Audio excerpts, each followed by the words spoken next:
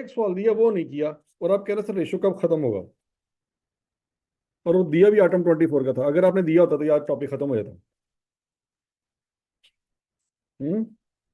तो रिवीजन किसी की कर रहे हो, उसमें रिवीजन में रेशो नहीं आती।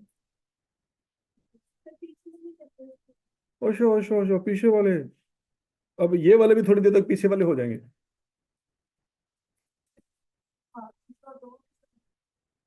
वो अब अप्रैल में पूछना है आपने।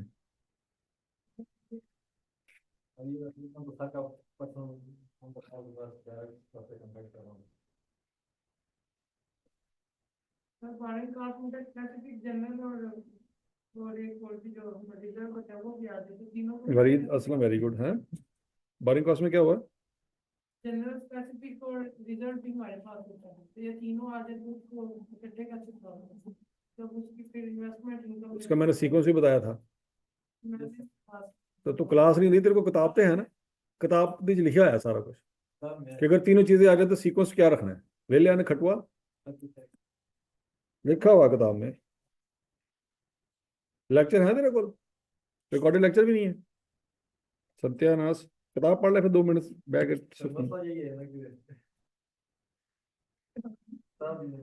किताब भी नहीं है। वाह। वो फीस आई कभी जमा कराई थी, क्यों भी नहीं जमा कराई? हमारे पास पिछली दफा एक ऐसा लेजेंड भी था जो पूरे 6 महीने क्लासेस लेता रहा, तो उसने पेपर की फीस ही जमा कोई नहीं कराई। वो ये समझता रहा कि मेरे भरा ने जमा कराई थी होनी है, तो भरा ये समझता रहा कि उसने खुद जमा करा दी होगी। ठीक है जी। वो फिर साढ़े को आया आखिरी दिन के सर हूं की करा। सारे दिन रोल नंबर स्लिप आ गई, मेरी रोल नंबर स्लिप ही नहीं आई। ऐसे ऐसे लेजेंड्स भी मौजूद हैं। 6 महीने उसके जाया हुए। ठीक है जी। तो माशाल्लाह उन लेजेंड्स की कैटेगरी में स्ट्रेंथ में इजाफा हो रहा है कि किताब ही कोई नहीं, कितने महीने हो गए हैं। ठीक है। तो बाद जो कह रहे नहीं यार, इस टीचर को पढ़ के समझ नहीं थी आई, किस और को पढ़ दें यार की। समझ तो आ रही है, लेकिन ये समझ नहीं आ रही कि किताब भी लेनी होती है। हाँ? वाह। कम से कम 3 साल तो हो। 3 साल तो बंदा FR1, आपको किसने कह दिया कि 3 महीने में FR1 हो जाएगी? मुझे वो बंदा बताएं जिसने आपको तसल्ली दी है कि 3 महीनों में FR1 हो जाएगी।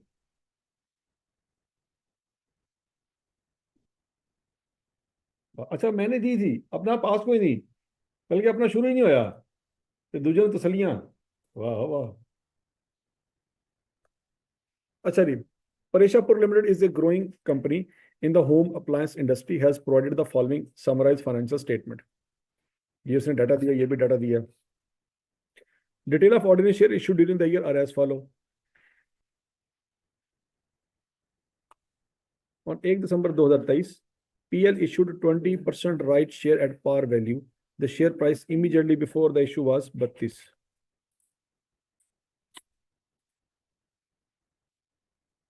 Based on the financial statement for the year ending 30 June 2024 provided above, calculate the PL's ratio in comparison with the benchmark ratio। अच्छा जी, बेंचमार्क रेशियो कौन कौन सी है जी? Gross profit margin, net profit margin, return on asset, return on equity, gearing ratio, asset turnover और basic earning per share. ये हमने अभी नहीं पढ़ी, ये भी हमने पढ़नी है। इसको बाद में देखते हैं, लेकिन जो चीजें हमने पढ़ी हैं वो तो निकाल सकते हैं ना हम। 9 नंबर ये है जी, पहले तो ये कैलकुलेट कर लें। हाँ जी बच्चों, ग्रॉस प्रॉफिट मार्जिन निकाल सकते हैं। आपके पास ग्रॉस प्रॉफिट है, सेल्स भी हैं, निकाले जरा शाबाश।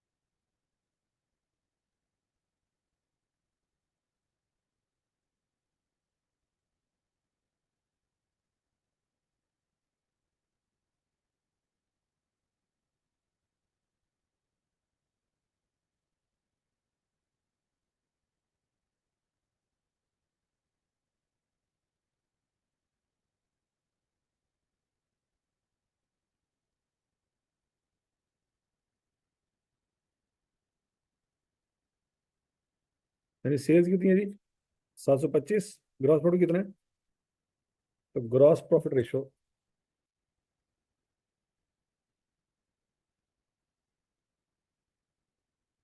फार्मूला क्या है जी? Gross profit divided by sales multiply by 100। Answer क्या था जी? 181। हाँ जी। मतलब इसमें भी शेखी दिखानी है कि फार्मूला आता तो है, तो एग्जामिनर को क्या जरूरत है बताने की, उसको भी आता होगा है। कैलकुलेशन की जगह नहीं बचती, तो आपने पेपर घर से लेके जाने हैं। वहां पे मिलेंगे इतने ज्यादा पेपर मिलेंगे, जितने मर्जी पेज भरें। हाँ जी। ग्रॉस प्रॉफिट रेशियो क्या आती है बच्चों? 24.96।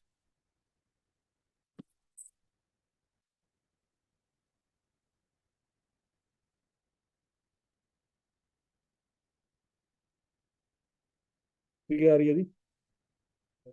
30%। अच्छा, पार्ट ए में पढ़ के देखें क्या उसने कहा है कि भाई आप इसके ऊपर को कमेंट पास करें इंडस्ट्री के साथ कंपेयर करके। तो बस ठीक है, रेशियो निकालेंगे अल्लाह खैर सर। अच्छा, ये फिर भी नहीं हुआ। Net profit margin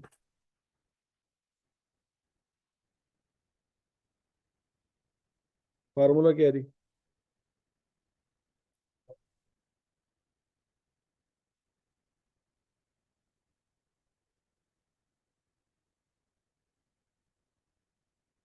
net profit कितना है जी? 41।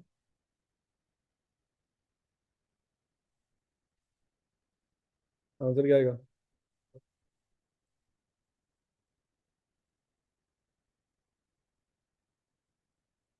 ठीक है जी। तीसरी रेशियो क्या मांगी उसने? Return on asset. फार्मूला क्या है इसका? Profit before interest and tax divided by.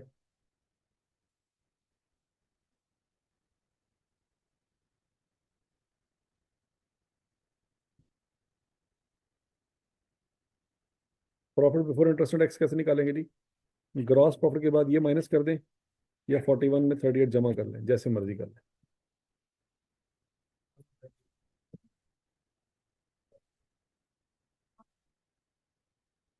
Divided by average assets. Property plant के ऊपर inventory trade receivable cash and bank balance. अब चूंकि पिछले साल के एसेट नहीं दिए, तो इन्हीं को हम क्या मान लेंगे? एवरेज मान लेंगे।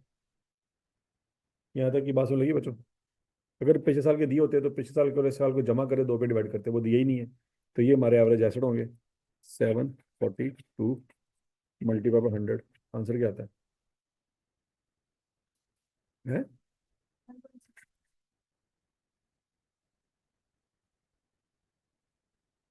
10.65। Return on equity.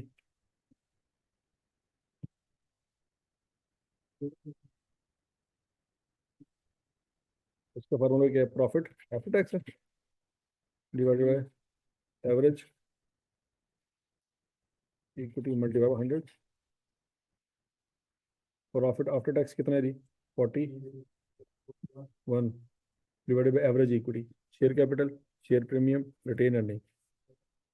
Cumulative preference share में रिडीमेबल नहीं लेते, ये रिडीमेबल लेते हैं। हाँ।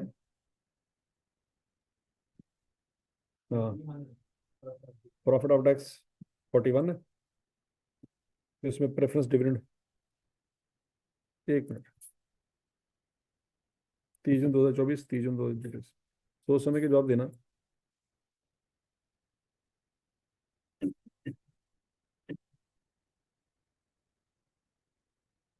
रिडीमेबल का डिविडेंड तो माइनस हो चुका होगा ना? सोचो सोचो सोचो। रिडीमेबल आपके लिए लोन होता है। क्या होता है? लोन। तो रिडीमेबल के ऊपर जो आपने डिविडेंड देना है, वो हमारे लिए इंटरेस्ट होता है। वो क्या होता है? वो इंटरेस्ट यहाँ पे आ चुका होगा। वो रिडीमेबल का डिविडेंड आपके फाइनेंस कॉस्ट में आ चुका होगा। किसका नहीं आया होगा? इररिडीमेबल का नहीं आया होगा, वो माइनस करना है हमें। ये बात याद समझ आ रही? प्रॉफिट आफ्टर टैक्स में एक प्रेफरेंस शेयर के ऊपर आने वाला डिविडेंड माइनस हो चुका होता है, क्योंकि वो लोन है, तो लोन के ऊपर जो डिविडेंड होगा वो इंटरेस्ट होगा, इंटरेस्ट फाइनेंस कॉस्ट में आ चुका होगा। जो इररिडीमेबल है उसका डिविडेंड माइनस नहीं हुआ होगा, क्योंकि वो हमने इक्विटी के तौर पे रिकॉर्ड किया है, और 50 ईच है, तो 10% उसके ऊपर रेट लगेगा। तो 140 इंटू 10% क्या माइनस होगा जी?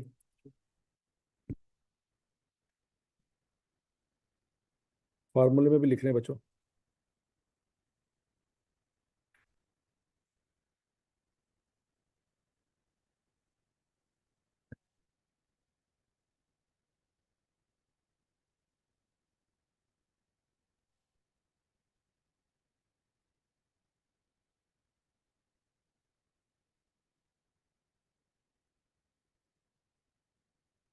41 minus divided by average equity. Average equity में शामिल करें जी, क्या क्या आना?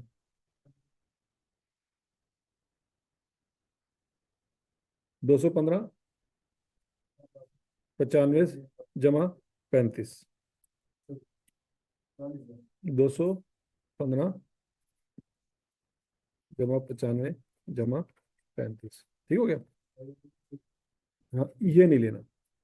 ये क्यों नहीं लेना? क्योंकि इससे रिलेटेड डिविडेंड आपने निकाल दिया है, तो जब ऊपर नहीं ले रहे तो नीचे भी नहीं लेंगे। नहीं बात समझ लगी? देखो, इक्विटी में उन लोगों को निकाल दिया ना जिनको हमने प्रेफरेंस डिविडेंड देना था, तो फिर उन लोगों के हिस्से को भी निकाल देना है। अगर उनके डिविडेंड को ले रहे हो तो फिर उनको नीचे लो। जब उनका हिस्सा ही आपने निकाल दिया है, तो फिर नीचे उनकी वैल्यू को ले क्यों ले रहे हो? लॉजिक समझ रही है कि नहीं है? नहीं समझ रहे? देखो, इस 41 में एक डिविडेंड ऑलरेडी माइनस हुआ पड़ा है। कौन सा डिविडेंड माइनस हुआ पड़ा है? नहीं नहीं, ये वाला माइनस हुआ पड़ा है, तो नीचे नहीं ले रहे ना, नीचे नहीं ले रहे। तो फिर इनको भी माइनस कर दिया, 140 का 10%। तो जब उनको माइनस कर दिया, तो फिर उनको नीचे क्यों लेंगे? ये तो फिर मिसमैच हो जाएगा कि ऊपर वालों का डिविडेंड माइनस हो चुका है, ऊपर वालों को नहीं ले रहे, नीचे वालों का डिविडेंड माइनस कर दिया है लेकिन नीचे वालों को ले रहे, तो ये चीजें मैच नहीं करेंगी। हाँ जी।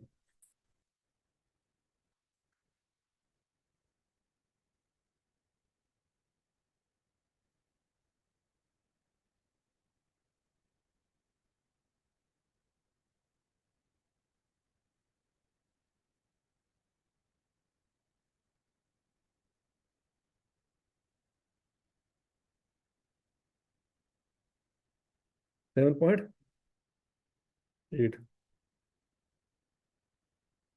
Gearing ratio. अब गियरिंग रेशो का बाय डिफॉल्ट हमने फार्मूला पढ़ा है, दूसरे वाला ऐसी है, लेकिन पेपर में फिर भी देखना है कि उसने कौन सा लगाया है। देखो, उसका आंसर आया 40/60, तो उसने कौन सा फार्मूला लगाया होगा? नहीं, उसने पहले वाला नहीं लगाया, उसने दूसरा ही लगाया है। देखो, आपका आंसर 40 है ना? अगर पहले वाला लगाया होता ना, तो आपकी 40 की बजाय 80 के करीब करीब वैल्यू आ रही होती, क्योंकि पहले वाले के मुताबिक आपका आंसर 100 के करीब आता है, और दूसरे वाले के मुताबिक आपका आंसर 50 के करीब आता है, और ये वाला आंसर 50 के करीब करीब है, तो उसने दूसरा फार्मूला लगाया हो। नहीं समझ आई? ठीक है जी। तो gearing ratio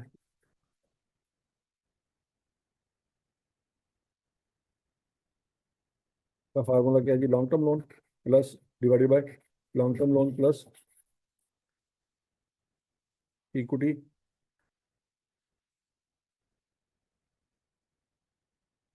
long term loan कितने हैं जी? लॉन्ग टर्म लोन कितने हैं जी? हाँ, अब यहाँ पे याद रखना, ये भी तो लॉन्ग टर्म लोन है, 130। ये भी तो लोन है ना? नहीं समझ आई? ऊपर क्या क्या आ जाएगा बच्चों? 45 जमा 130।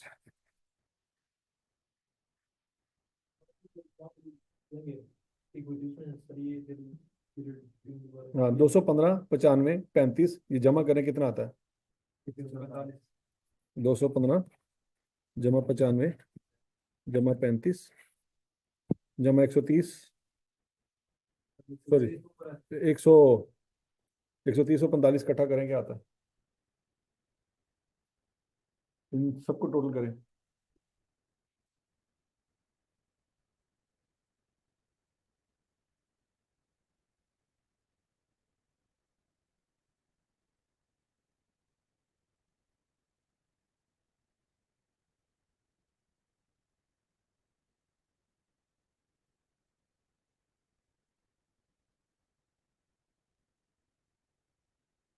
215, 95, 35, 130 और 145 और 140।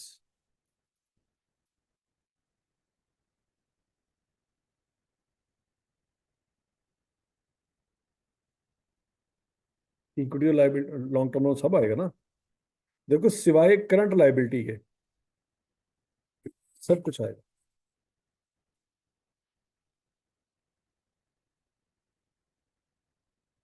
क्या तो लॉन्ग टर्म लोन पे ले नहीं रहे? तो लोन है। नीचे क्या क्या आता है? तो इक्विटी है ना।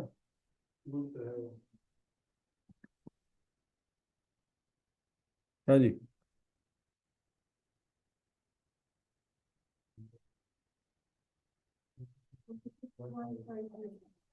26.52%। एसेट टर्नओवर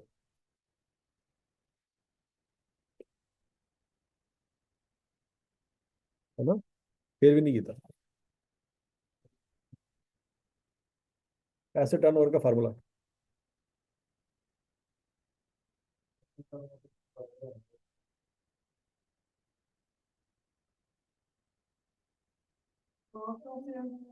है कॉस्ट ऑफ सेल।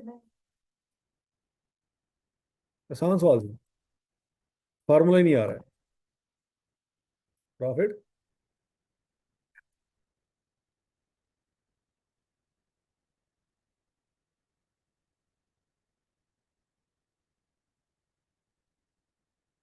तो फिर वो ये क्या था?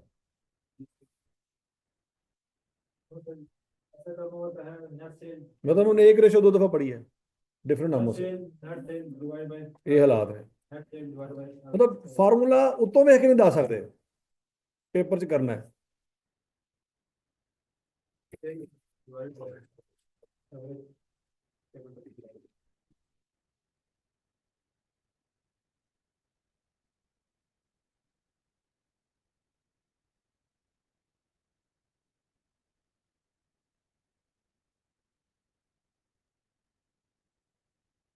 निकालो निकालो, थोड़ी मेहरबानी, किताब ही कोई नहीं।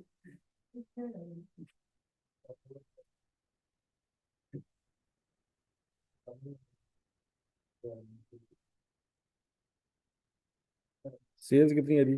725। और कैपिटल एम्प्लॉयड जो ऊपर आपने लिखा है 660।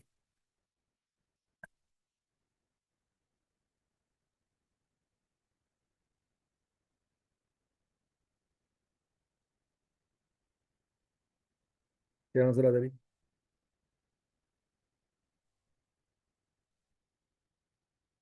1.09। उसके आगे 8 टाइम्स। चेक कर लो, चेक कर लो, चेक।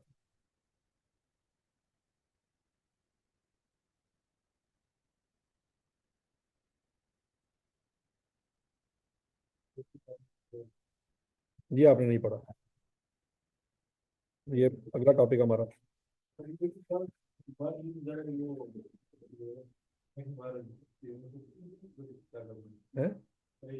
हाँ।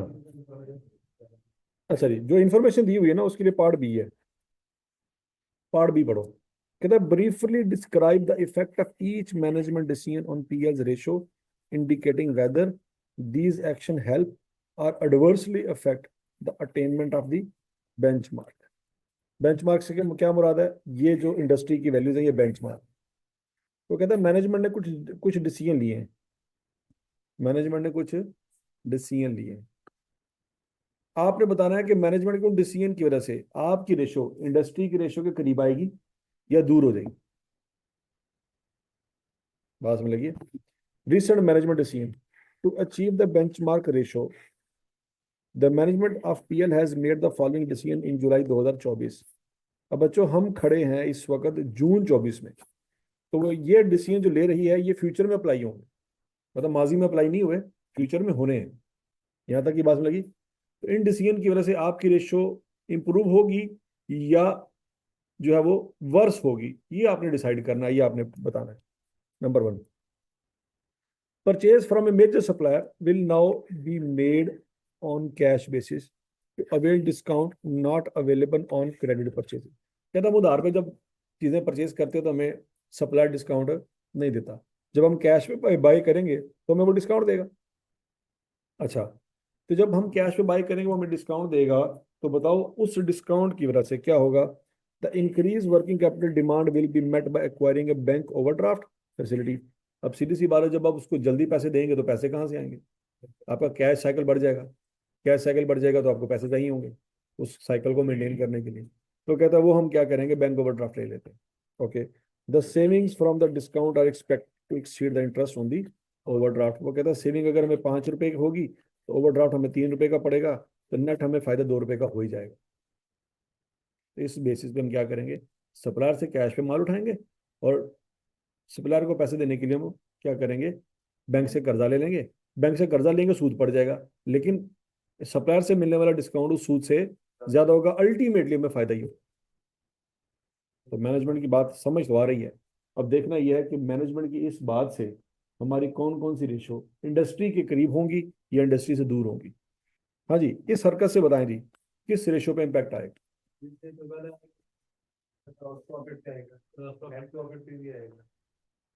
इस रेशो से आपकी परचेज कम होगी, परचेज की वैल्यू क्या होगी, कम होगी। क्यों बोला? क्योंकि डिस्काउंट रिसीव होगा, डिस्काउंट रिसीव होगा तो आपकी परचेज कॉस्ट कम पड़ेगी। उससे क्या होगा, कॉस्ट ऑफ सेल कम होगी, कॉस्ट ऑफ सेल से क्या होगा, जीपी रेशो बढ़ जाएगी। तो हम कहेंगे कि हमारी इस वक्त जो जीपी रेशो आ रही है वो कितनी आ रही है, 25%। इंडस्ट्री की कितनी है, 30%। तो इस फैसले से हमारी जीपी रेशो इंडस्ट्री के करीब हो जाएगी। हम इस वक्त 25% में खड़े हैं और इंडस्ट्री की रेशो क्या है, 30। तो 25 से ऊपर चली जाएगी हमारी रेशो। नेट प्रॉफिट रेशो क्या है, 10%, वो भी बेहतर हो जाएगी। हमारी क्या आ रही है, 5.7, तो हमारी नेट प्रॉफिट रेशो भी बेहतर हो जाएगी। रिटर्न ऑन एसेट इंडस्ट्री का कितना है, 15%, हमारा कितना है, 10%। तो ये रिटर्न ऑन एसेट हमारी इंडस्ट्री के करीब हो जाएगी कि दूर हो जाएगी?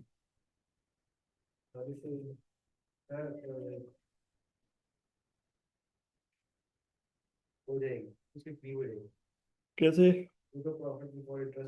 हाँ, profit before interest and tax बढ़ जाएगा। ठीक है जी, है कैसे? कैश कहाँ से, हमने तो बैंक ओवरड्राफ्ट लिया, हमारे पास अपना कैश तो था ही नहीं, हमने तो बैंक से पैसे लिए, वो भी लाइबिलिटी। ठीक हो गया जी। अच्छा, अगला पॉइंट, रिटर्न ऑन एसेट्स 15% है, हमारा कितना है, 10%। ये इंप्रूव होगा कि नहीं होगा? ये भी इंप्रूव हो जाएगा। क्यों? डेफिनेटली आपका जो प्रॉफिट है वो बढ़ जाएगा, उसकी वजह से इंप्रूव हो जाएगा। रिटर्न ऑन इक्विटी बढ़ जाएगी। हाँ जी, इंडस्ट्री का कितना है जी, 10%, हमारा कितना है जी, 7.8%। तो ये इंडस्ट्री के करीब हो जाएगी या दूर हो जाएगी? करीब हो जाएगी। किस वजह से? ठीक है जी। गियरिंग रेशो, गियरिंग रेशो पे कोई फैक्टर नहीं आएगा, क्योंकि वो बैंक ओवरड्राफ्ट जो बढ़ रहा है वो तो करंट लाइबिलिटी है, वो तो लॉन्ग टर्म लोन है ही नहीं, उस पर कोई इम्पैक्ट नहीं आएगा। हाँ, इक्विटी आपकी बढ़ जाएगी, नेट इम्पैक्ट अगर देखा जाए। कैसे वाला? आपका प्रॉफिट जो बढ़ रहा है आपकी इक्विटी बढ़ जाएगी, क्योंकि रिटेनिंग में वो प्रॉफिट का इम्पैक्ट जा रहा होगा। तो आपका प्रॉफिट बढ़ने से आपकी इक्विटी बढ़ जाएगी, इक्विटी बढ़ने से आपकी गेनिंग रेशो कम हो जाएगी। ये 26% है और इंडस्ट्री की कितने परसेंट है, 40% है। तो हमारी गेयरिंग रेशो 26% से नीचे चली जाएगी, इंडस्ट्री से दूर चली जाएगी। ठीक हो गया। अगला पॉइंट, आखिरी रेशो कौन सी है जी, एसेट टर्नओवर। इस पे कोई इम्पैक्ट आएगा?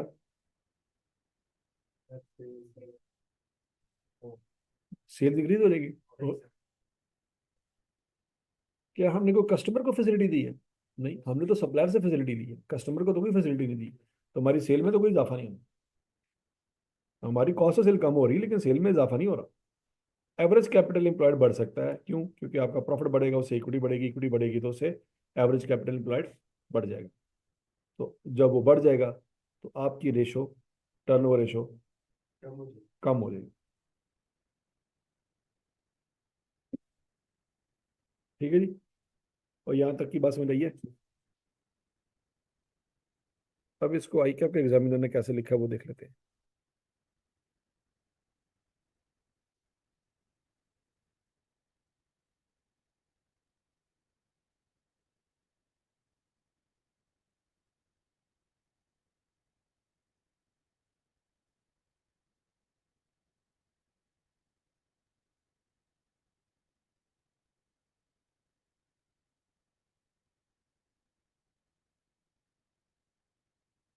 The reduction in the cost of goods sold will increase profit leading to an improvement in basic EPS. ये आपने फिलहाल पढ़ा ही नहीं है, छोड़ दें इसको। Gross profit margin, net profit margin, return on assets, return on equity, सारे में इजाफा होगा। Currently, these ratio are below the benchmark, so the resulting increase will support the attainment of the bench। तो बेंचमार्क के करीब करीब पहुंच जाएंगे। ठीक हो गया जी? सवाल समझ आ गया? अब अगला पॉइंट, पॉइंट नंबर 2।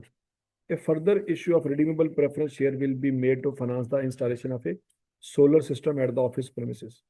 वो कहता है कि रिडीमेबल प्रेफरेंस शेयर मजीद इशू करते हैं। अब रिडीमेबल प्रेफरेंस शेयर अगर 130 है, इसकी जगह वो कहता है कि हम ये 200 कर लेते हैं। जब मजीद इशू करेंगे तो ये वैल्यू बढ़ जाएगी ना। तो ये बेसिकली आपका लोन है, लोन मजीद बढ़ जाएगा। अच्छा, उससे क्या होगा? वो कहता है उससे हम सोलर सिस्टम लगा लेंगे। फिर उससे क्या होगा?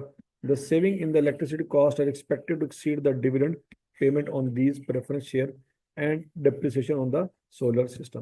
वो कहता है फर्स्ट करो, डेप्रिसिएशन आपकी चार्ज होती है 5, और डिविडेंड आप दे रहे हैं फर्ज करो 3 का। ठीक है जी? तो हो सकता है कि जो बचत हो जाए ना, वो 10 की बचत हो जाए। आपकी बिजली में 10 मिलियन की बचत हो जाए, और आपको डिविडेंड कितना देना पड़े? 3 मिलियन। और आपको डेप्रिसिएशन कितनी चार्ज करनी पड़े? 5। 5 और 3 कितना हो गया? तो आपकी बचत हो रही है 10 की और खर्चा पड़ रहा है 8 का। तो नेट इम्पैक्ट कितना आ रहा है? 2 का आपको अल्टीमेटली फायदा होगा। यहाँ तक की बात सुन लगी? अच्छा, इससे ग्रॉस प्रॉफिट रेशियो पे कोई इम्पैक्ट आएगा?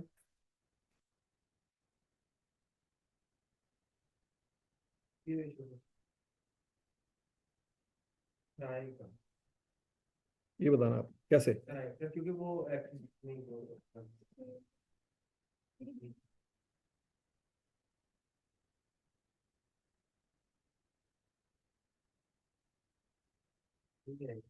नहीं आएगा। क्यों नहीं आएगा?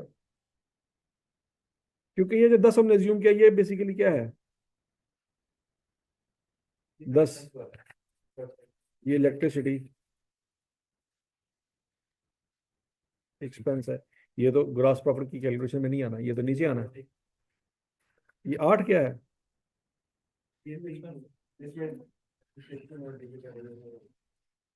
चलो इसको टोटे टोटे कर लेते हैं। 2, 5 हो गया और 3 हो गया। ये 5 क्या है?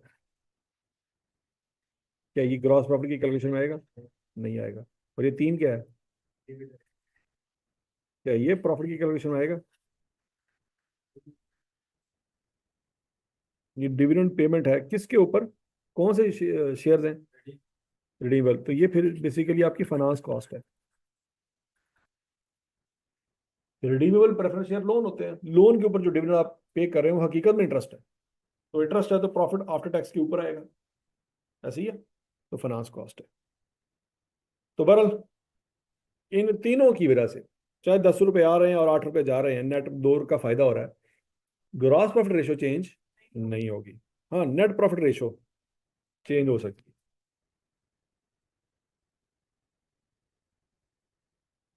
मतलब ये इंटरेस्ट एक्सपेंस है ना। ठीक है जी। ग्रॉस प्रॉफिट रेशो चेंज नहीं होगी, नेट प्रॉफिट रेशो बढ़ सकती है। रिटर्न ऑन एसेट बढ़ जाएंगे। Profit before return on asset में कौन से हमने प्रॉफिट लेना होता है बोला?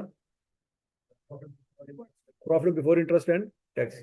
तो इंटरेस्ट से पहले वाला प्रॉफिट लेना है, तो इंटरेस्ट से पहले पहले पहले वाले प्रॉफिट में इसका इम्पैक्ट आएगा। 10 रुपए की बिजली की बचत होनी है, 5 रुपए का आपको डेप्रिसिएशन का खर्चा पड़ना है, और ये दोनों ही profit before interest and tax के ऊपर आते हैं, तो वो इंप्रूव हो जाएगी। क्योंकि हमने डिविडेंड पेमेंट तो नीचे लिखनी होते हैं ना, तो वो तो हम ले ही नहीं रहे फिलहाल। तो profit before interest and tax में 5 रुपए का इजाफा हो जाएगा,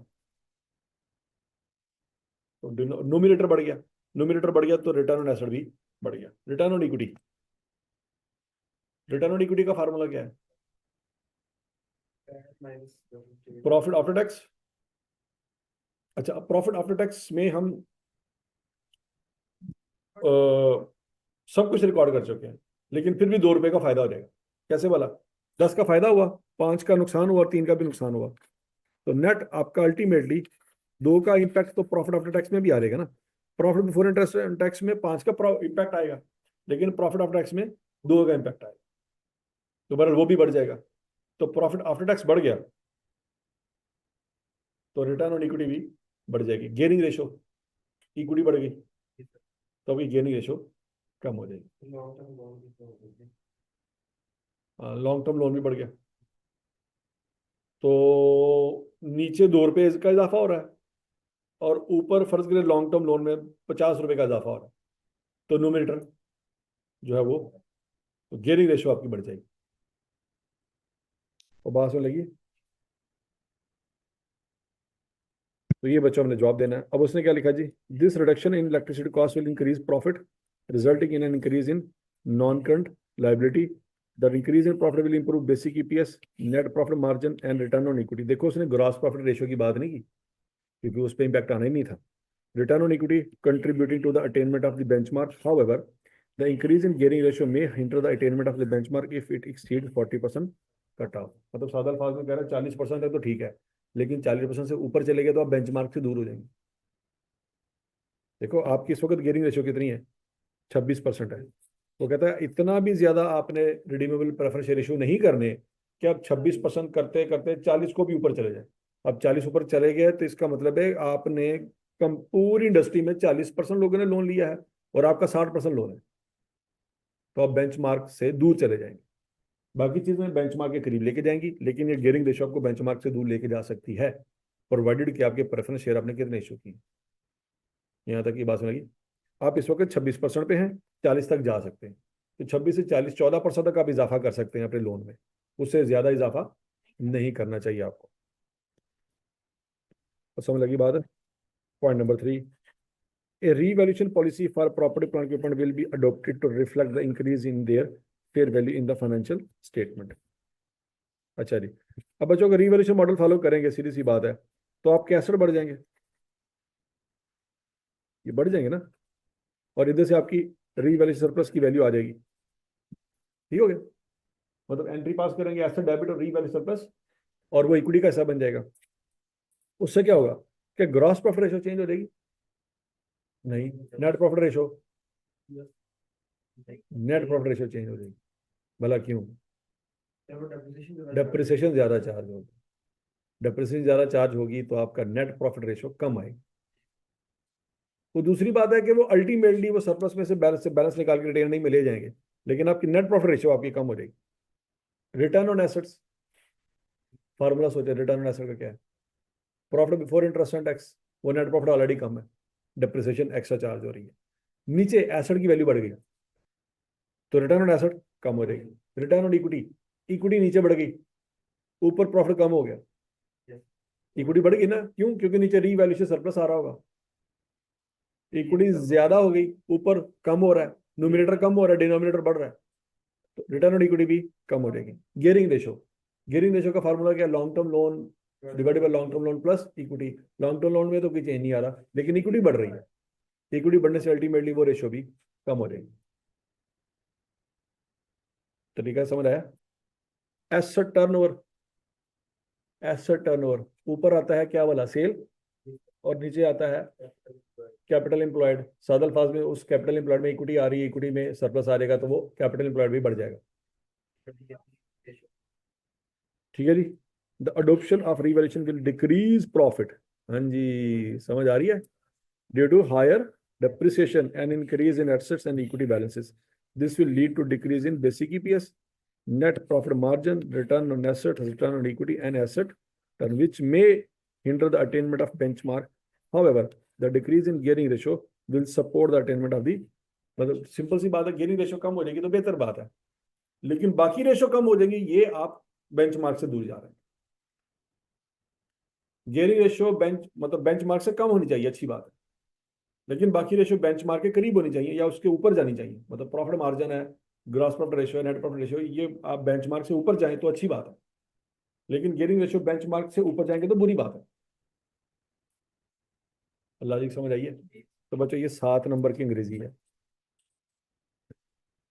तो ये वही लिख सकता है जिसको रेशियोज में न्यूमरेटर और डिनोमिनेटर के इम्पैक्ट का पता हो, कि न्यूमरेटर बढ़ जाए तो क्या होता है, डिनोमिनेटर बढ़ जाए तो क्या होता है।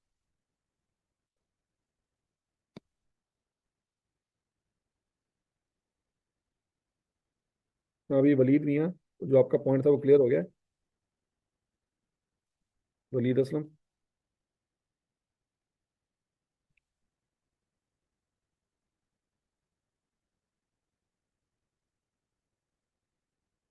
ठीक है जी। ये आइटम 24 में आया था। कितने नंबर का सवाल था ये? 16 नंबर का सवाल था।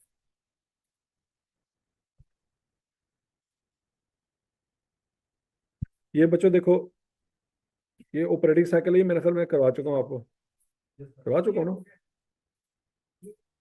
और ये एस के,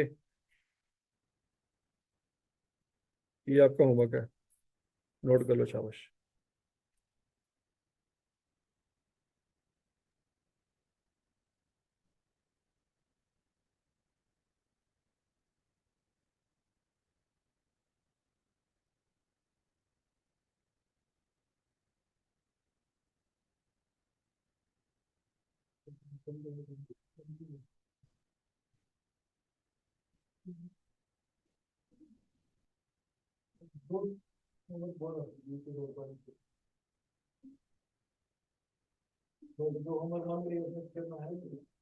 जो रिवीजन क्वेश्चन है उनका वो दे दो क्या, ये रिवीजन में क्वेश्चन करो।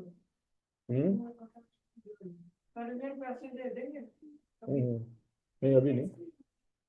सर, अभी वो तैयारी कर रहे हैं ना मीटर की, तो उसमें क्वेश्चन करने हैं। तो जिन्हें करा रहे हो करो, सारे ही करें, सारे ही करो।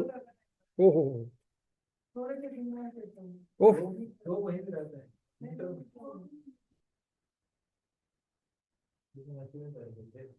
जो नहीं करवाए वो कर लो अच्छी तरह से, क्योंकि जो करवाए वो तो आते हैं, जो नहीं करवाए वो करो बस। आपके स्वभाव जो वो क्या होता है, इसको भी आराम से कर लेते हो।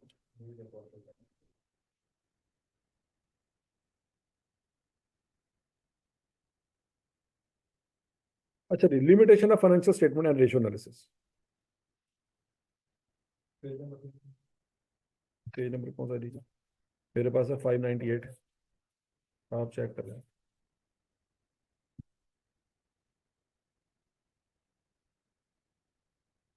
Financial are time and cost producing, मतलब उसमें टाइम का लग जाता है और खर्चा भी लग जाता है। Ratio analysis can be used to compare information taken from financial statement to gain an analytical understanding of the results, financial position, and cash flow of business. This analysis is useful tool, especially for an outsider such as supplier, lender, or investor. However, there are a number of limitation of ratio analysis which are given below. Number 1, ये आपके पास जो data होता है ये history का data होता है। किसका डाटा होता है? हिस्ट्री का। फॉर एग्जाम्पल आप बैठे हैं 2019 में, कहाँ बैठे हैं? तो 2019 में आप 2018 का डाटा देके आइडिया लगा रहे हैं यार कंपनी तो बहुत ग्रो कर रही है, तो उसकी बेस पे आप 2020 प्रिडिक्ट कर रहे हैं बहुत अच्छा चलेगा, लेकिन 2020 में आ गया कोरोना। तो 2018 की वैल्यूज को देख के 2019 में आप लुडियां डाल रहे थे कि हम जनाब बड़ी तरक्कियां करेंगे, लेकिन 2020 में आया कोरोना, तो वो सारी की सारी प्रिडिक्शन आपकी बेड़ा गर्क हो जाएगी। तो रेशो का सबसे बड़ा मसला यह है कि आप पुराने डाटा को देखें, करंट डाटा तो आपको पता ही नहीं, कोरोना की वजह से क्या क्या वैल्यूज आएंगी रेशियोज की वो आपको पता नहीं है। तो लिहाजा माजी के डाटा को देख के फ्यूचर प्रिडिक्ट करना बहुत मुश्किल है, स्पेशली उस वक्त जब ऐसे इवेंट आ जाए जो जिंदगी में कभी ना देखे हो किसी ने। ठीक है जी। तो पूरी दुनिया की जितनी कंपनी ने 2019 में कैलकुलेशन की होगी रेशोज की, उनको नहीं पता होगा कि 2020 में क्या होने जा रहा है। ठीक हो गया नहीं। तो ये सबसे पहली लिमिटेशन है, हिस्टोरिकल डाटा आपके पास, करंट का या फ्यूचर का डाटा नहीं है। तो हिस्टोरिकल डाटा कभी भी फ्यूचर प्रिडिक्ट सही नहीं करेगा। अगला point, historical versus current cost. आपने अपनी कैलकुलेशन में हिस्टोरिकल कॉस्ट ली थी आज से 10 साल पहले। फॉर एग्जांपल आपने 1980 में एक प्लॉट लिया था। क्या लिया था? प्लॉट लिया था, वो 8 मिलियन का आया था। अब 2024 चल रहा है। अब 2024 के प्लॉट की, वही प्लॉट की कीमत आप मार्केट से पता करवाएं तो शायद 80 मिलियन का हो, या 80 मिलियन से भी ऊपर का हो। अगर आप हिस्टोरिकल डाटा यूज कर रहे हैं और कॉस्ट मॉडल फॉलो कर रहे हैं, कौन सा मॉडल? उसके मुताबिक आपके एसेट की वैल्यू 8 मिलियन है। लेकिन अगर आप करंट ईयर की वैल्यूज देख रहे होते तो उसी प्लॉट की कीमत कितनी है? 80 मिलियन है। तो आप 8 मिलियन की बेस पे जो रेशो निकाल रहे हैं, वही रेशो अगर आप 80 मिलियन की बेस पे निकालेंगे तो जमीन आसमान का फर्क आएगा। ठीक है जी। तो एक कंपनी ने 8 मिलियन की बेस पे कैलकुलेशन की है, दूसरी कंपनी ने उसी प्लॉट की कीमत 80 मिलियन लिखी हुई है तो उसने उसकी बेस पे कैलकुलेशन की है। आप कंपैरिजन कर रहे हैं और आपको लग रहा है यार ये कंपनी बहुत तरक्की कर रही है और ये नहीं कर रही, हालांकि दोनों का प्लॉट सेम है। और लॉजिक समझ आ रही कि नहीं आ रही? क्योंकि जिसके प्लॉट की कीमत फेयर वैल्यू जिसने रिकॉर्ड की होगी 80 मिलियन, और दूसरे ने प्लॉट 8 मिलियन का रिकॉर्ड किया है, उसकी रिटर्न ऑन एसेट आपस में मैच ही नहीं करेगी, चाहे दोनों का प्रॉफिट सेम हो। लॉजिक समझ आ रही है? प्लॉट फिजिकली सेम है, उसका भी 10 मरले का प्लॉट है, उसका भी 10 मरले का प्लॉट है। ठीक हो गया? ये जगह भी सेम है, हर एक चीज सेम है, साथ साथ प्लॉट थे दोनों के। बस एक ने कॉस्ट पे रिकॉर्ड किया और दूसरे ने फेयर वैल्यू पे रिकॉर्ड किया, तो दोनों की रिटर्न ऑन एसेट मैच नहीं कर रही, हालांकि प्रॉफिट भी दोनों का सेम था। पॉइंट समझ आ रहा है कि नहीं आ रहा? तो कंपैरिजन ही ठीक नहीं है आपका। क्यों? एक ने पॉलिसियां कुछ और अप्लाई की, दूसरे ने कुछ और अप्लाई की। तीसरा मसला, इन्फ्लेशनरी इफेक्ट।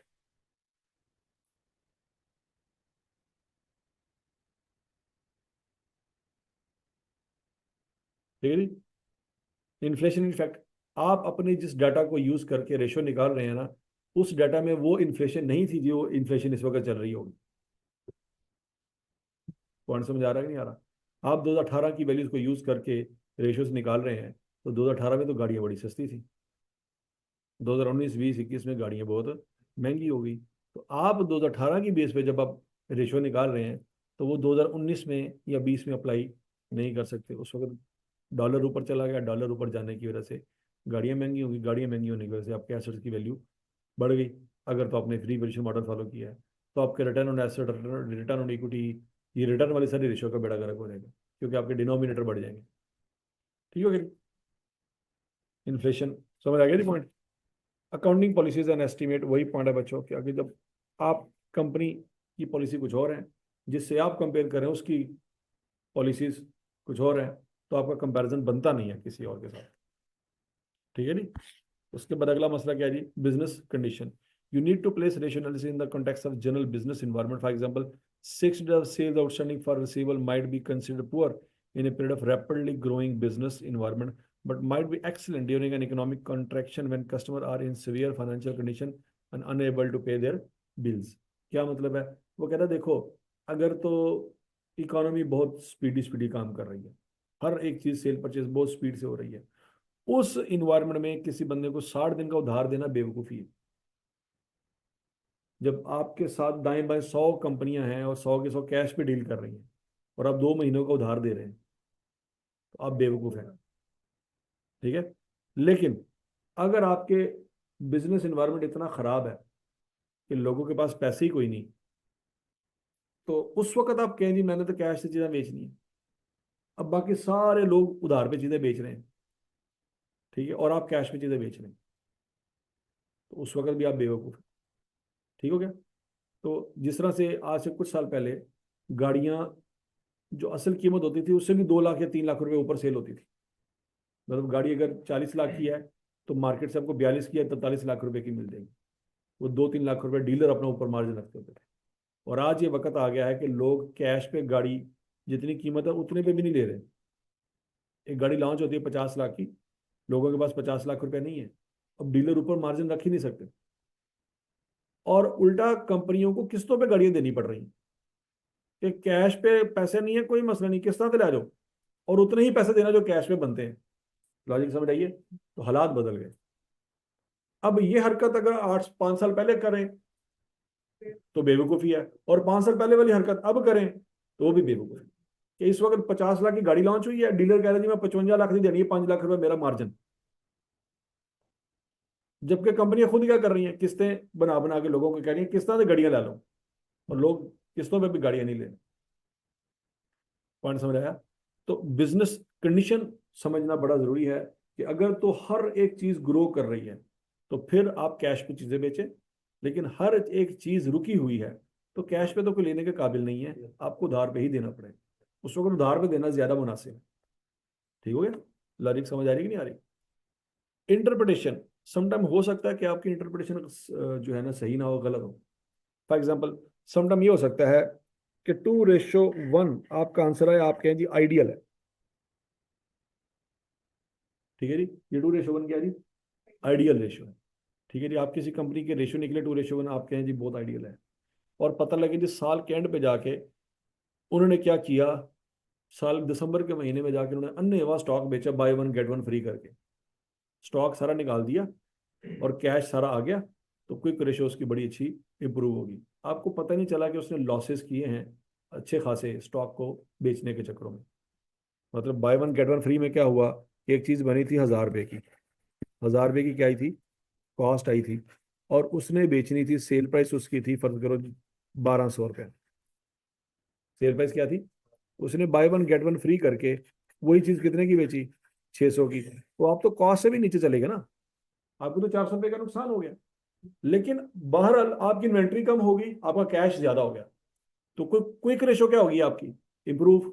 आप लुडियां डाल रहे हैं क्या, साड़ी क्विक रेशो तो बड़ी अच्छी है, लेकिन एक और एंगल से देखेंगे तो आपको नुकसान बहुत हुआ कि जो चीज आपने 1000 की बनाई थी वो 600 की बेच रहे हैं। यहाँ तक की बात लगी?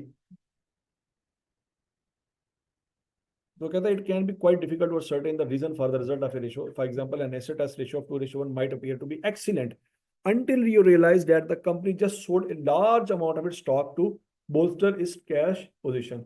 कि उसने अपने कैश की कंडीशन को इंप्रूव करने के लिए अन्य वह स्टॉक बेच दिया bye one get one free करके। A more detailed analysis might reveal that the asset as ratio will only temporarily be at that level and will probably decline in the near future. तो आप ये हरकत सारा साल तो नहीं कर सकते ना, अब सारा साल तो bye one get one free नहीं कर सकते, अब सारा साल करेंगे तो आप तो लॉसेस में चले जाएंगे, अगले साल हो सकता है कारोबारी ठप हो जाए। तो कहता है ये वाली जो रेशो आपने निकाली है ना, हो सकता है अगले साल जनवरी में ये रेशो आई ना, इस दिसंबर में रेशो आई है, अगले साल जनवरी में ये रेशो हो सकता है ना हो। कंपनी स्ट्रेटजी, अच्छा कंपनी स्ट्रेटजी भी बड़ी इंपॉर्टेंट होती है रेशोज को समझने के लिए। क्यों? एक कंपनी पिछले 150 सालों से मार्केट में है, जैसे पेप्सी और कोक है, 150 सालों से वो मार्केट में चीजें बेच रहे हैं। अब गोरमे कोला मार्केट में एंटर होती है या कोला नेक्स्ट मार्केट में एंटर होती है, तो इन लोगों ने तो मार्केट में एंटर होना है, वो मार्केट में 150 सालों से बैठे हैं। बात समझ आई कि नहीं आई? और दूसरा ये है कि फर्ज करें जी कोका कोला या पेप्सी कोला इसराइल को सपोर्ट करते हैं, आप इसका बाइकआउट कर देते हैं, लेकिन ये कंपनियां 150 सालों से बैठी हुई हैं, ये बाइकआउट का इनके ऊपर इतना खास असर होना कोई नहीं है, क्योंकि इनके पास इतना पैसा है, ये 6 महीने क्या 6 साल तक लॉसेज होते हैं वो बर्दाश्त कर लें। नहीं बात समझ? तो आप सारी दुनिया में देख लें, इनके बाइकआउट हुए हैं, लेकिन किसी ने माफी मांगी, किसी ने कहा कि नहीं नहीं यार हमने माफ कर दें। हाँ, तो वही पॉइंट है, उनको हुआ कुछ नहीं, लेकिन यही अगर एक ऐसे बिजनेस का बाइकआउट होता जो अभी साल 2 साल 3 साल 4 साल पहले ओपन हुआ था, तो महीने के अंदर वो बंद हो जाता। क्यों? उसने कमाना था और अपने एसेट्स बनाने थे। बात समझ आई कि नहीं? तो वो बिजनेस ठप हो जाना था। कोरोना में देखो कई बिजनेस बंद हुए, तो वो वही बिजनेस बंद हुए जो भी ताज़ा ताज़ा ओपन हुए थे, उनके पास पैसे नहीं थे सर्वाइव करने के लिए। कोक नहीं बंद हुई, पेप्सी नहीं बंद हुई, मैकडोनल्ड, केएफसी, इस तरह के कोई भी बिजनेस कोरोना में बंद नहीं हुई। कोई भी मल्टीनेशनल कंपनी जो पिछले कई 100 सालों से ओपन है, ठीक है, उसको कोई फर्क नहीं पड़ता कोरोना, क्योंकि उनकी जिंदगी में कोरोना पहली दफा नहीं आया, उनकी जिंदगी में कोरोना 1914 में भी आया था, उन्होंने 1914 का कोरोना भी देखा हुआ। बात समझ लगी, हमने पहली दफा कोरोना देखा, उन्होंने पहली दफा कोरोना नहीं देखा। उन्होंने 1914 में जब वो सरवाइव कर गए थे, उस वक्त भी जो आया था ना कोरोना की तरह की बीमारी थी, स्पेनिश फ्लू उसका नाम था। ये जो आजकल आपको सर्द फरवरी में नजला जुकाम होता है ना, उस जमाने में इस नजला जुकाम की वजह से करोड़ों लोग मर गए थे। बात समझ लगी कि नहीं लगी? तो पेप्सी और कोक ने वो वाला जमाना भी देखा हुआ है और ये वाला जमाना भी देखा हुआ है। तो लिहाजा उनको इससे कोरोना से फर्क नहीं पड़ा, क्योंकि उनके पास स्ट्रेटजी मौजूद थी, क्योंकि उन्होंने ये चीज़ पहले फेस की हुई है। उनको पता कि इस तरह की सिचुएशन हो जाए तो क्या करना है जिससे हम सर्वाइव कर सकें। बरं, तो किसी नई कंपनी को मार्केट में एंटर होने के लिए अपने सेल प्राइस कम करनी पड़ेगी। मतलब अगर पेप्सी 200 रुपए की सेल हो रही है, तो वो 150 रुपए की बेच रहे होंगे या 120 रुपए की बेच रहे होंगे। बात समझ लगी कि नहीं लगी? तो वो उसको अपनी प्राइस कम रखनी पड़ेगी, जो मार्केट में एंटर हो रहे हैं। लेकिन जो मार्केट में ऑलरेडी बैठे हुए हैं, उनको इससे कोई टेंशन नहीं है कि यार हमारी बोतल 200 रुपए की है और हमारे कंपटीटर की बोतल 150 रुपए की। उनको पता ठीक है यार, अभी लोग नहीं लेंगे, कोई मसला नहीं, हमें टेंशन नहीं, हम 200 ही प्राइस रखेंगे, हम इसको नीचे नहीं लेके आएंगे। ये साल मैक्सिमम कितना डिस्काउंट दे लेगा, कितने साल तक डिस्काउंट देता रहेगा? इसकी भी तो कॉस्ट पड़ रही है ना उसको। जितनी कॉस्ट हमें पड़ रही है, हमसे ज्यादा ही कॉस्ट उसकी पड़ रही है। हमारा तो इतना बड़ा लार्ज लार्ज स्केल प्रोडक्शन है, इसके तो प्रोडक्शन भी लिमिटेड है, तो इसकी कॉस्ट पर यूनिट ज्यादा है, हमारी कॉस्ट पर यूनिट कम है। बात समझ आ रही है कि नहीं आ रही? तो ये एक वक्त आएगा कि इसको भी अपनी प्राइसेस ऊपर करनी पड़ेगी अपने सर्वाइव करने के लिए। तो जब ये अपने प्राइसेस ऊपर करेगा, हमारे बराबर ले आएगा। पॉइंट समझ आ रहा है कि नहीं आ रहा?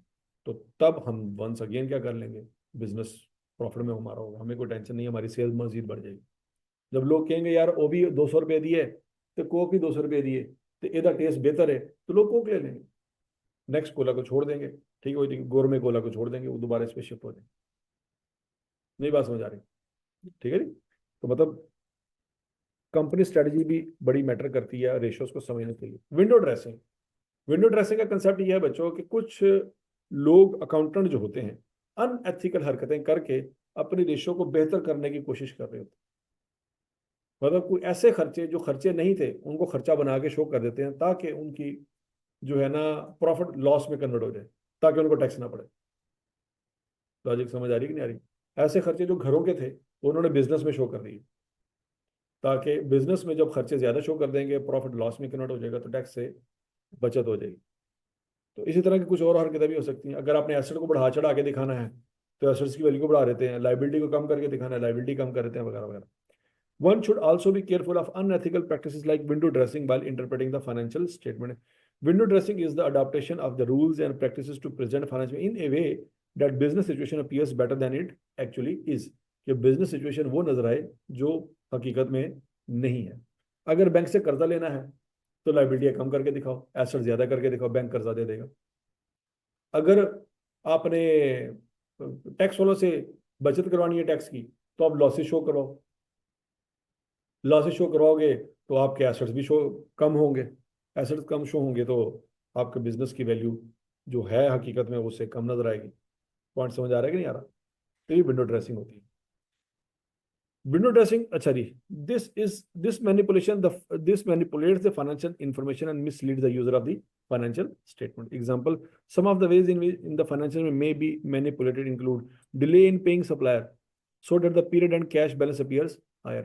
दिसंबर के महीने में आपने सुना होगा, या जून के महीने में आपने सुना होगा कि समटाइम बैंक भी आपको पैसे देने से इनकार कर देते हैं।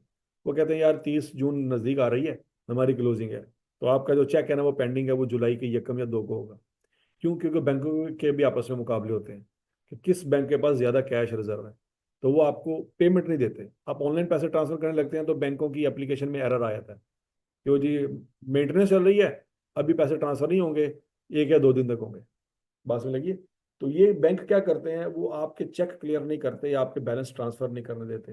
हाँ, एक ही बैंक से उसी के दूसरे अकाउंट में पैसे ट्रांसफर करने वो हो जाएंगे, मतलब मिजान बैंक से मिजान बैंक में करने हो जाएंगे, लेकिन मिजान से यूटीएल में भेजने हैं तो मिजान बैंक इजाजत नहीं देगा ट्रांसफर करने। ठीक है जी। तो इस तरह से हरकतें होती हैं ताकि क्लोजिंग बैलेंस आपके क्या हो, बेहतर नजर आए। Using lower estimates for allowance for doubtful debt, अगर आपने एसेट को बढ़ा चढ़ा के दिखाना है, तो आपके जो बैड डेट्स का एस्टिमेट लगाया है 10%, उसको कम करके 5% कर लो। तो आप, क्योंकि वो अंदाजा है कि कोई आपके ऊपर एतराज भी नहीं कर सकता, आपने अंदाजा लगाया है, वो कहेगा हम हमारा अंदाजा है तो आपको क्या तकलीफ है। अगला कहे नहीं नहीं यार तुम्हारा अंदाजा 10% होना चाहिए, वो कहते हैं अंदाजा लाया 5%, तो तुम 10% कह रहे हो, वजह बताओ। वो कहता है जी अंदाजा है, तो कहेंगे असली तो अंदाजा ही लाया। अगर तेरे पास कंक्रीट एविडेंस है तो दो, एविडेंस उसके पास भी नहीं है, तो हम कहें फिर एविडेंस हमारे पास भी नहीं है, तो फिर हम जो कर रहे हैं सही कर रहे हैं। भाई हम तुम्हारी बात उस वक्त माने ना जब तुम्हारे पास हमसे ज्यादा सबूत हो, पैसे तो फ्यूचर में डूबने हैं। नहीं, हम अपने एसेट को कम जो है वो क्या करना चाहते हैं, ज्यादा शो करना चाहते हैं, बैलेंस शीट बड़ी करना चाहते हैं फर्ज में है। लॉस को ज्यादा करके नहीं। नहीं, एसेट को बढ़ाना चाहते हैं। क्यों? हो सकता है हमने अपने क्या कहते हैं इन्वेस्टर को खुश करना हो, शेयर होल्डर को, हमारे एसेट इतने ज्यादा है, ठीक है जी। Capitalize smaller expenditure that would normally be charge to expense to increase reported profit. For example, ये जो कूड़े के डब्बा होता है, कूड़े का डब्बा बाय डिफॉल्ट ये है, चूंकि उसकी कीमत 100-150 रुपये होती है, तो हम उसको क्या करते हैं, हालांकि वो कूड़े का डब्बा प्लास्टिक का है, उसकी उम्र शायद 100 साल से भी ज्यादा हो, ठीक हो गया, हम कूड़े के डब्बे को बाय डिफॉल्ट प्रॉफिट लॉस में डालते हैं। क्यों? क्योंकि उसकी वैल्यू बहुत छोटी है। तो कुछ बिजनेस वाले ये करते हैं कि इस तरह के कूड़े के जितने भी डब्बे हैं जो बाय डिफॉल्ट प्रॉफिट लॉस में जाने चाहिए थे, उनको उठा के वो बैलेंस शीट में एसेट के तौर पर ले जाते हैं। बात समझ लगी मेरी? क्योंकि हम तो कूड़े का डब्बा समझते हैं 100-200 रुपए का, तो हो सकता है उस कंपनी ने कूड़े के डब्बे ही तकरीबन 1 मिलियन परचेज किए हो, हर कमरे च कूड़े का डब्बा पे है। बात समझ लगी? है ना? वो अपने एसेट्स में उसको शो कर दिया उन्होंने, हालांकि हमारे हिसाब से प्रॉफिट लॉस में जाने चाहिए थे, उन्होंने एसेट में शो कर दिया। फायदा, दो फायदे हुए, क्या प्रॉफिट ज्यादा नजर आया और दूसरी तरफ से एसेट ज्यादा नजर आया है। तो वो पहले तो सारा ही डब्बा जाना था ना प्रॉफिट लॉस में, अब सिर्फ डेप्रिसिएशन जा रही है। अच्छा, डब्बे की लाइफ है 100 साल, तो डेप्रिसिएशन कितने की चली गई होगी? पहले 100 मिलियन माइनस होना था, अब 1 मिलियन माइनस हो रहा है, 99 मिलियन से तो प्रॉफिट बढ़ गया ना आपका, ठीक है जी। Offer customer an early shipment discount. दिसंबर के महीने में आपने देखा होगा जिस तरह से सीजन क्लियरेंस सेल होती है, क्या होती है जी? सीजन क्लियरेंस मतलब सर्दियों का सीजन खत्म हो रहा है, तो कंपनियां क्या करती हैं, कहते हैं जान छुड़ाओ, पूरा साल उन कौन संभाल के रखे जर्सियां में, तो क्या करते हैं वो डिस्काउंट दे देते हैं, ठीक हो गया जी। वो क्लियरेंस सेल के नाम से buy one get one free वाली story. Offer customer an early shipment discount thereby accelerating revenue from a future period into the current period. मतलब जिस बंदे ने जर्सी लेनी थी जनवरी में, क्योंकि उस वक्त ठंड ज्यादा पड़नी थी, आप जर्सी सस्ती करके बेचो और दिसंबर में बेचो। नहीं लॉजिक समझ आ रही? कि आप कस्टमर को कहो देखो इस वक्त 50% ऑफ है और ये चलना है 25 दिसंबर तक, आप कह रहे हैं यार अभी तो ठंड कोई नहीं है लेकिन ले लो, ठंड पड़ गई तो क्या करेंगे, फिर ठंड पैनी। बात समझेगी नहीं? तो लोग, जिन लोगों को सर्दियों में जनवरी में ठंड लगनी थी तो उन्होंने जाके जर्सियां लेनी थी, अब वो क्या कर रहे हैं, उनको लालच दिया उन्होंने कि भाई जन अभी ले लो, बाद में महंगी हो जाएंगी, तो दिसंबर में ही क्या कर रहे होते हैं, वो जर्सियां ले रहे हैं। तो वो पैसे जो उन्होंने जनवरी में कमाने थे वो अब दिसंबर में कमा रहे हैं। उनसे क्या होगा, दिसंबर का रेवेन्यू पिछले साल में रिकॉर्ड होना है और जनवरी का रेवेन्यू अगले साल में रिकॉर्ड होना है, तो वो अपने रेवेन्यू को पिछले साल में दिखा रहे हैं जो कि नेचुरली अगले साल के रेवेन्यू होने, ठीक है जी। तो आपके पिछले साल की सेल बेहतर होगी। Lower depreciation expense by using higher useful life और रेजिडुअल वैल्यू। अब यूजफुल लाइफ भी एक अंदाजा है और रेजिडुअल वैल्यू भी एक अंदाजा है, तो आप अपने अंदाजों के अंदर खेल खूल के अपने एक्सपेंसेस को बढ़ा सकते हैं या कम कर सकते हैं। ये तो आर्टिकल पकड़ नहीं लेते। तो ऑर्डर को भी कहेंगे भाईजान से अंदाजा लाया तानू की तकलीफ, ऑर्डर ने भी तो अंदाजा लगा के देना ना, यार मेरे अंदाजे के मुताबिक ये गाड़ी 5 साल चलेगी। आर्टिकल कम वाला यूज करता है। नहीं, ऑर्डर का भी एस्टिमेट है ना, हमारा भी क्या है, ऑर्डर कह रहा है कि गड्डी तो 10 साल चलेगी, असं क्या नहीं 5 साल ही चलेगी, वो कहता नहीं 10 साल चलेगी, असं क्या 5 साल चलेगी, वो कहेगा 10 साल चलेगी, असं क्या पुत चलानी किन्ने, ਅਸੀਂ ਸਾਨੂੰ ਪਤਾ ਸੀ ਕਿੰਨੀ ਚਲਾਣੀ, ਯਾਰ ਤੂੰ 5 ਸਾਲ ਇੱਥੇ ਬੈਠਾ ਰਹਿ, ਤੂੰ ਆਪਣਾ ਇੱਥੇ 2 ਸਾਲ ਨਹੀਂ ਕੱਢਣੇ, ਤੂੰ कहना मैं तो दुबई जाना है, ਅਸੀਂ तो फिर दुबई जान नहीं देना, ਇੱਥੇ ਬਹਿਗਾ ਤੂੰ ਸਾਡੇ ਕੋਲ। समझ लगी? ऑर्डर भी कहेगा जान छुड़ाओ यार इतों निकलिए, ठीक है जी। तो यूजफुल लाइफ एक अंदाजा है, रेजिडुअल वैल्यू भी क्या है, एक अंदाजा है। हम अंदाजों में खेल के क्या कर सकते हैं, और आपको पता है अंदाजे अगर पिछले साल कुछ और हो अगले साल कुछ और हो सकते हैं। IAS 8 पढ़ा हुआ है। अगर पिछले साल अंदाजा था कि हमारी लाइफ 5 साल है, अगले साल हम कहेंगे 3 साल है, कोई हमारा कुछ उखाड़ सकता है? और उससे अगले साल फिर कहते हैं जी 5 साल है, किसी ने कोई तकलीफ है? कोई कुछ नहीं कह सकता। तो क्या कहते हैं, अकाउंटिंग के अंदर मोर देन 50% चीजें अंदाजों पे चल रही होती। मोर देन 50% चीजें किस पे चल रही हैं? और अंदाजों में। जिस बंदे को अकाउंटिंग अच्छी तरह आती है ना, वो ऐसा घुमा सकता है ना हर किसी को। नहीं बात समझ आ रही? आधी आधी से ज्यादा बैलेंस शीट की फिगर उठा के अपने हिसाब से लगा सकता है, और कोई इस पर एतराज नहीं कर सकता कि भाई जाने तू चवल मारी। मैंने कहा ना, साबित कर, साबित अगले को भी नहीं होना। वो बात में लगी है। अब रीवैल्यूएशन मॉडल लगाना है या कॉस्ट मॉडल लगाना है, ये आपकी अपनी चॉइस है। तो चॉइस आप जैसे मर्जी चलाएं। इन्वेस्टमेंट प्रॉपर्टी कॉस्ट मॉडल पे रखनी है कि फेयर वैल्यू मॉडल पे रखनी है, ये आपके पास चॉइस है। इन्वेंट्री फाइफो पे रखनी है कि वेटेड एवरेज, ये भी क्या है। तो आप सोच के अच्छी तरह से हैं। सारे यही होंगे ना पुत्र। हाँ जी। है तो यही तो पॉइंट है। अच्छा, आप बन जाएं पहले। वो जो ईमानदार होते हैं ना, वो बनते ही नहीं, वो पीछे ही रह जाते हैं।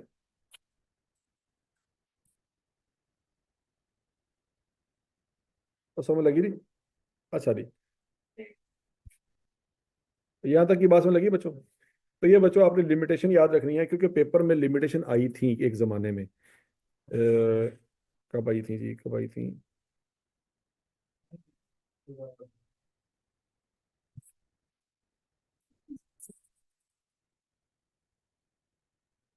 दोनों में हो सकती है ये। ऑटम 2020 में आई थी। कब आई थी जी?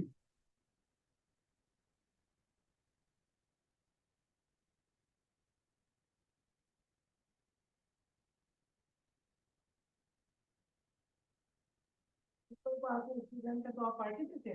मैं, हाँ, तभी मार दें।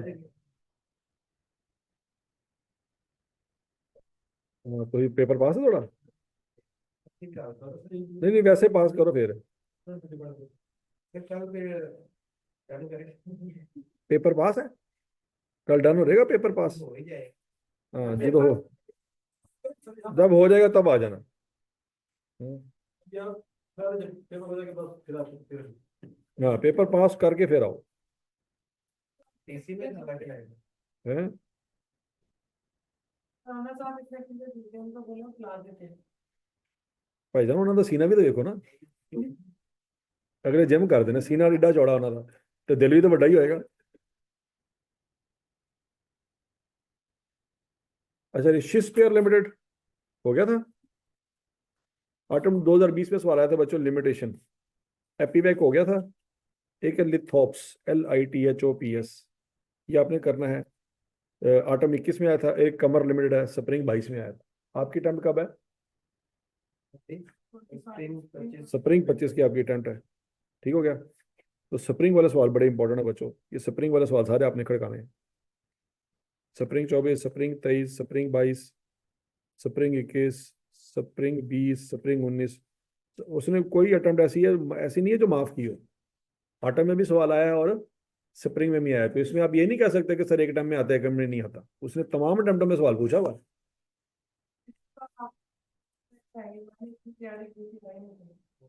जेड़े आए सी वो तेरा तू कर ले सी हैं। कैश फ्लो नहीं सी आई।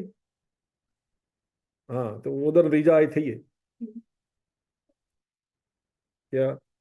आ जाएगी।